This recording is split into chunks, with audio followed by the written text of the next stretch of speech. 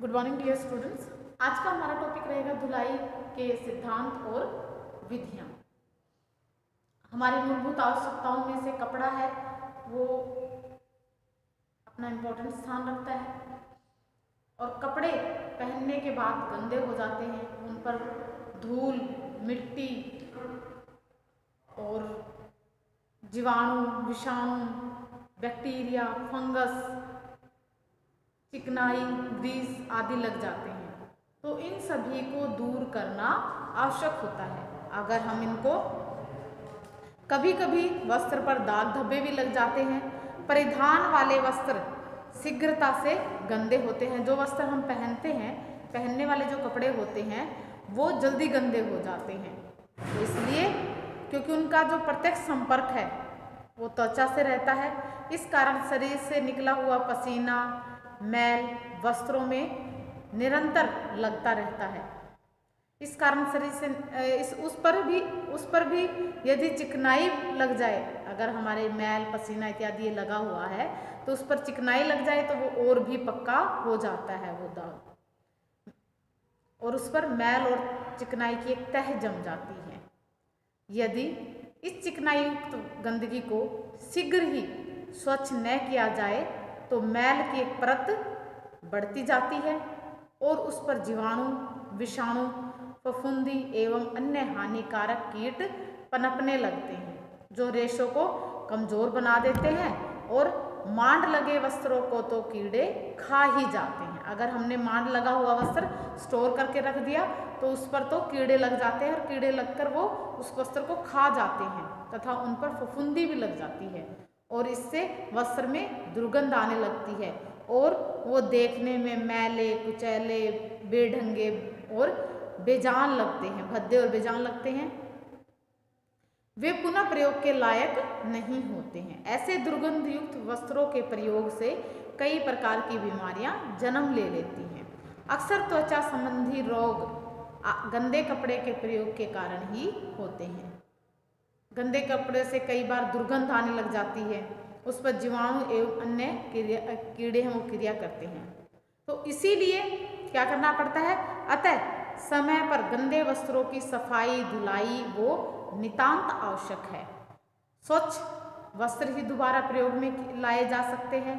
स्वच्छ वस्त्र में ताजगी, नवीनता, जीवंतता एवं आकर्षण रहता है। धुलाई का जो मुख्य उद्देश्य है वो वस्त्र को लंबे समय तक जीवन, ताजा, आकर्षक, नवीन एवं उपयोगी बनाना रहता है। स्वच्छ कपड़े सुंदर दिखते हैं। ऐसे वस्त्र धारण करने से शरीर में स्वस्थता रहती है तथा चुस्ती फुर्ती बनी रहती है। ठीक प्रकार से धुले हुए वस्त्र एवं ग्रीस किए हुए वस्त्रों के प्रयोग से चित्त आनंदित हो जाता है, खुश हो जाते हैं। हम धुले हुए वस्त्र पहनते हैं और कई बार हमें दोबारा वो वस्त्र पहनना पड़ जाए तो हमें अजीब सा फील होता है। तो धुले हुए साफ सुथरे कपड़े पहनते हैं तो हमारे मन में एक ताजगी, चुस्ती आती है। अतः हर दृष्टि से वस्त्र की धुलाई अनिवार्य है। वस्त्र पर लगी गंदगी को दो प्रकारों से उतारा जा सकता है। एक तो जैसे कि दो प्रकार से वर्गीकृत किया जाता है, जो वस्त्र पर जो लगी हुई गंदगी होती है। एक होती है सतही गंदगी,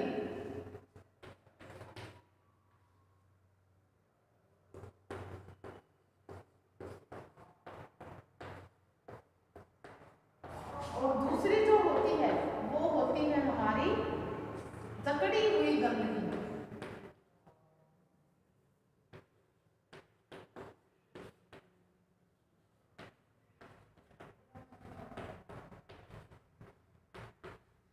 ये जो गंदगी होती है वो सरफेस के ऊपर होती है और इनको हम जो सतही गंदगी होती है उसको झाड़ते हैं, ब्रश वगैरह से झाड़ते हैं या वैसे फटकार के झाड़ते हैं तो वो दूर हो जाती है। और कई बार जैसे साबुन युक्त जो पानी होता है उसके घोल में डाल के निकाल लेते तब भी ये दूर हो जाती है। जो जकड़ी हुई गंदगी है ये ज़्यादा गंदा कपड़ा होता है, इसके ऊपर धूल, मिट्टी और उसके साथ साथ चिकनाई, ग्रीस, दाग धब्बे इत्यादि लगे होते हैं। तो इस प्रकार की गंदगी को जकड़ी हुई गंदगी कहते हैं, जो उसकी सरफेस से बिल्कुल जकड़ जाती है, जो झाड़ने से, ब्रश वगैरह से या हल्के साबुन के घोल में अगर उसको डुबोकर निकाले तो वो दूर नहीं होती है। तो इसको क्या है, इस करने के लिए, जकड़ी हुई गंदगी को दूर करने में बहुत सारी या बहुत ज़्यादा मेहनत की आवश्यकता होती है।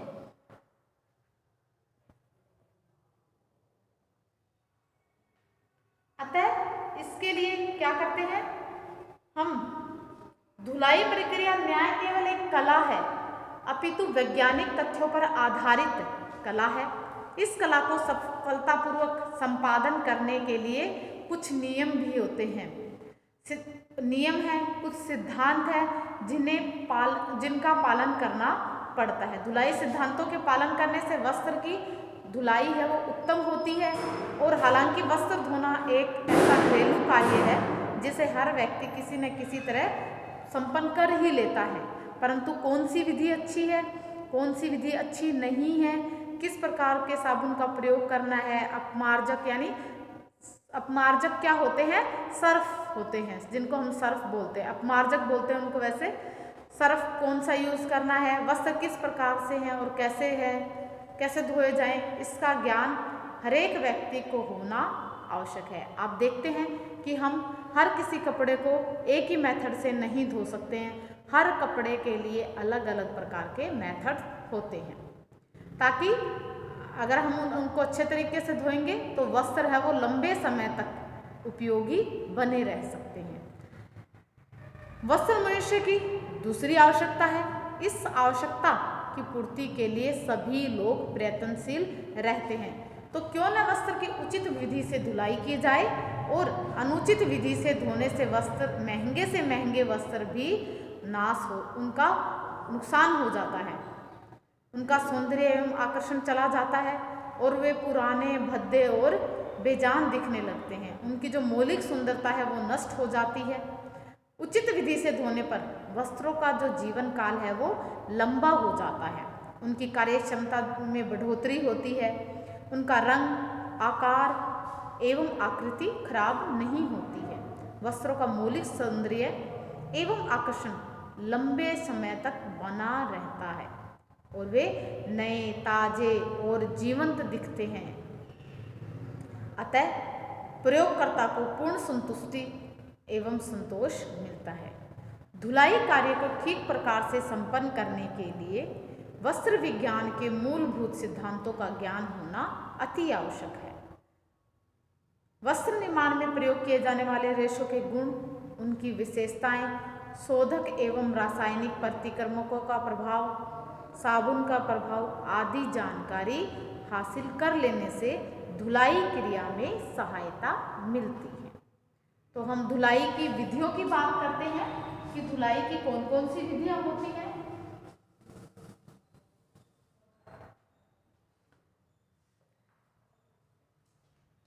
धुलाई के सिद्धांतों का पालन करते हुए अगर वस्त्र धोए जाएं तो वो लंबे समय तक उनकी सुंदरता, मजबूती, नवीनता, ताजगी बनी रहती है और रेशों को कोई नुकसान नहीं होता है। अतः वस्त्र की धुलाई के मुख्य दो सिद्धांत हैं। इसके धुलाई के दो सिद्धांत हैं।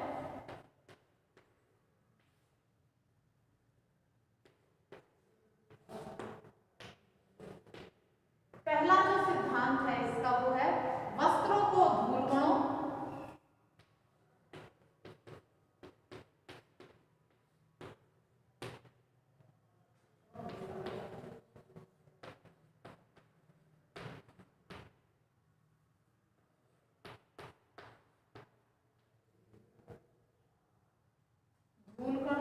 मिट्टी एवं चिकनाई युक्त गंदगी से मुक्त करना।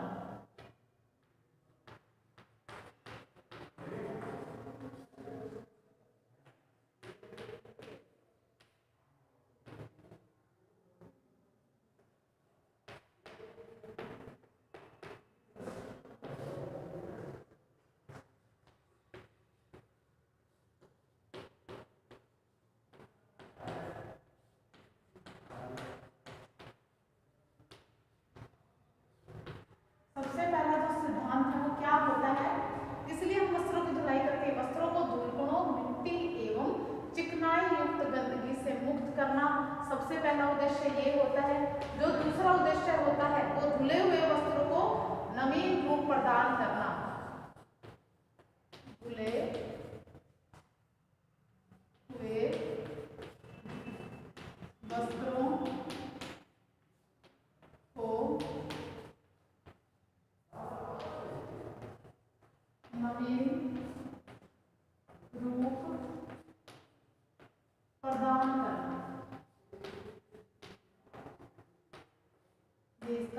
दूसरा सिद्धांत है।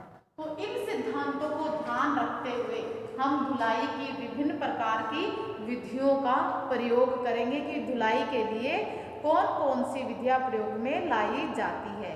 तो सिद्धांत के आधार पर धुलाई विधियों को निम्न प्रकार से बांटा जाता है। ये तो सिद्धांत हुए। अब विधियों की बात करते हैं।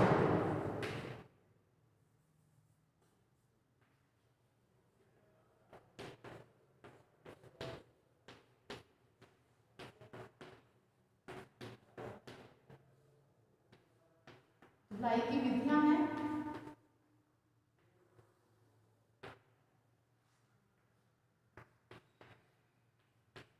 सबसे पहली विधि है वो है हाथों द्वारा हल्का दबाव डालकर। हाथों द्वारा हल्का दबाव डालकर। दूसरी विधि है इसमें घर्षण द्वारा।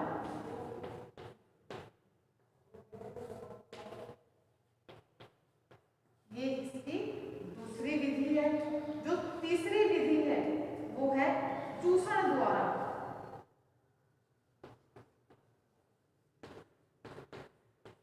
चूषण द्वारा। चौथी विधि है इसमें कपड़े धोने की मशीन द्वारा।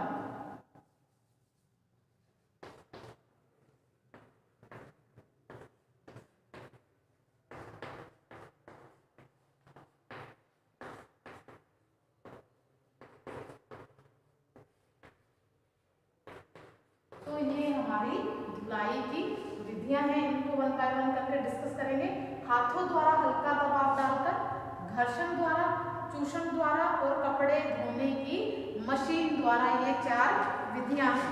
सबसे पहले जो हम धुलाई की विधि है वो है हाथों द्वारा हल्का दबाव डालकर।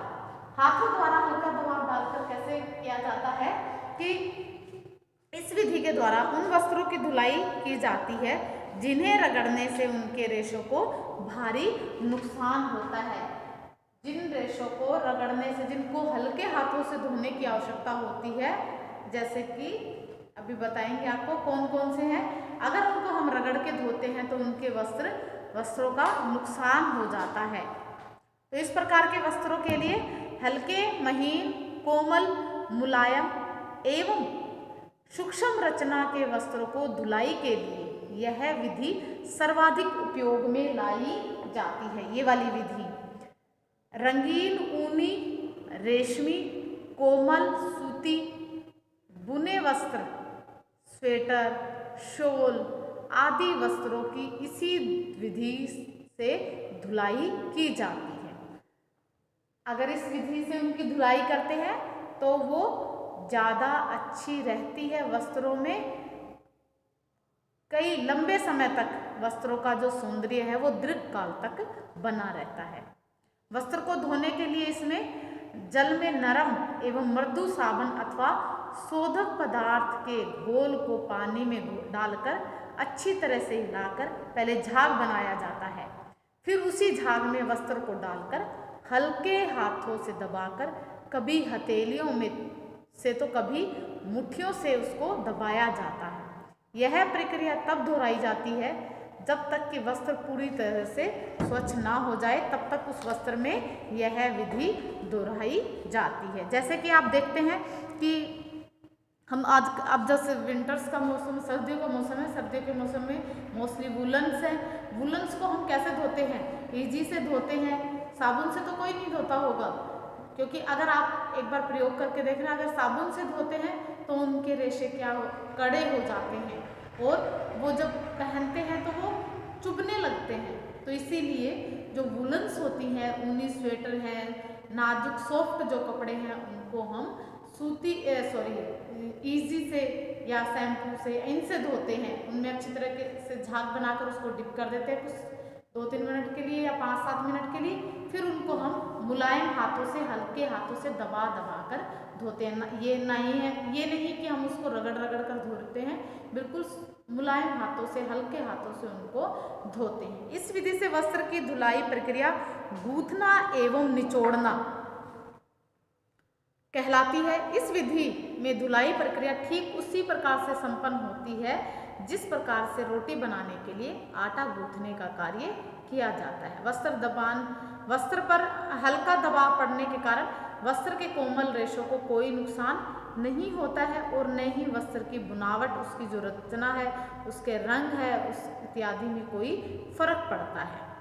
वस्त्र की जो धुलाई है उनमें से जो सबसे सरल विधि है वो यही विधि है। इसमें भी धुलाई के विशिष्ट उपकरणों की कोई ज़रूरत नहीं पड़ती है। कोई हमें विशेष प्रकार के जैसे कि ब्रश है, थापी है, इनका यूज नहीं किया जाता है। अतः वस्त्र की जो धुलाई है वो बिना झंझट और कम समय में शीघ्रता से हो जाती है। परंतु इस धुलाई विधि में एक बात का ध्यान रखना अति आवश्यक होता है कि वस्त्र को रगड़ कर नहीं धोया जाए, कि हाथ से तो हम धो रहे हैं और उसको बड़े रगड़ रगड़ के धो रहे हैं, ऐसा बिल्कुल नहीं करना होता है। अत्यधिक जहाँ पर मैल होता है, कई बार क्या होता है कि जहाँ पर मैल अधिक होता है उस जगह पर दोबारा साबुन का प्रयोग क्या करते हैं, साबुन एवं कोमल तंतुओं पर हानिकारक। अगर दोबारा साबुन का प्रयोग बनाकर, साबुन का झाग बनाकर हल्के हाथों से दबा दबा कर धोया जाए तो मैल वहाँ से छूट जाता है। वस्त्र की पूर्ण सफाई हो जाने के बाद स्वच्छ जल से में बार बार डुबोकर उसको खंगाल कर धोया जाता है और फिर उसको सुखा दिया जाता है। वस्त्र की धुलाई के बाद वस्त्रों को खुले और छायादार स्थानों पर अथवा जो छन छन कर जहाँ से धूप आती हो, हल्की फुल्की धूप आती हो, वहाँ पर समतल स्थान पर सुखाया जाता है। वुलन्स जो होती हैं उनको ये नहीं है कि हम गीले को ही तार पर टांग देते हैं, ऐसा नहीं होना चाहिए, क्योंकि अगर हम उसको तार पे टांग देंगे वुलन को तो वो वस्त्र है वो उनकी शेप खराब हो जाती है। इसलिए फ्लैट समतल जगह जहाँ पर होती है, चाहे चारपाई है, चाहे नीचे जमीन पर कपड़ा बिछा कर, न्यूज़पेपर बिछाकर उसके ऊपर सुखा दिया जाता है। दूसरी जो हमारी विधि है वो है घर्षण द्वारा। घर्षण द्वारा, इस विधि द्वारा उन वस्त्रों की ही धुलाई की जाती है जो घर्षण, रगड़ एवं घिसावट सहन करने की क्षमता रखते हो, उन वस्त्रों की धुलाई की जाती है। इसमें मजबूत सूती और लिनन वस्त्रों पर घर्षण विधि द्वारा धुलाई की जाती है। अत्यधिक गंदे जो वस्त्र होते हैं उनको इसी विधि के द्वारा धोया जाता है। वस्त्र की रचना, वह जो उसकी किस्म है, रंग, बुनाई आदि का अवलोकन करते हुए इस विधि का उपयोग किया जाता है। तो घर्षण विधि से धुलाई के लिए कई प्रकार की विधियां, इसमें भी क्या है, कई विधियां होती हैं घर्षण द्वारा।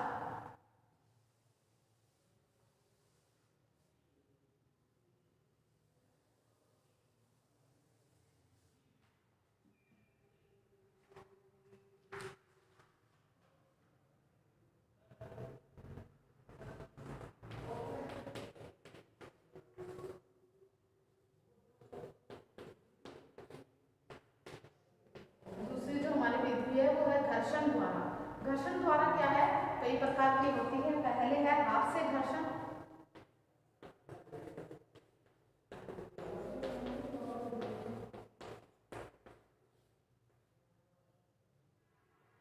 दूसरा है इसमें हमारे इसके लिए कपड़े धोने के ब्रश से,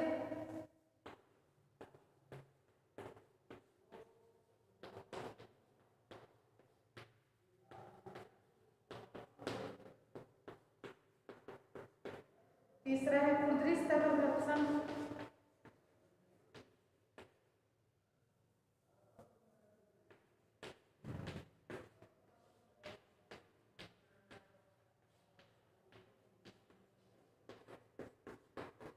खुरदरी स्तर पर घर्षण हो गया। चौथा है इसमें स्क्रबिंग बोर्ड पर,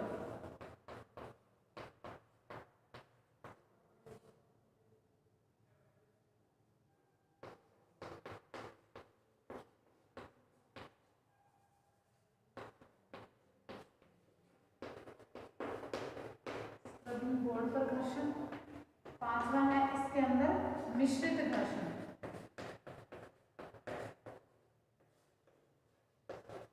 तो इस प्रकार से ये क्या है, घर्षण द्वारा हाथ से घर्षण, कपड़े धोने की ब्रश से, और इसमें खुरदरी सतह से घर्षण किया जाता है। अब सबसे पहले हाथ से घर्षण है। हाथ से नाम से पता चल रहा है कि हाथ से घर्षण कैसे करते हैं। हाथों के बीच में कपड़ा रखकर उससे इसको धोया जाता है।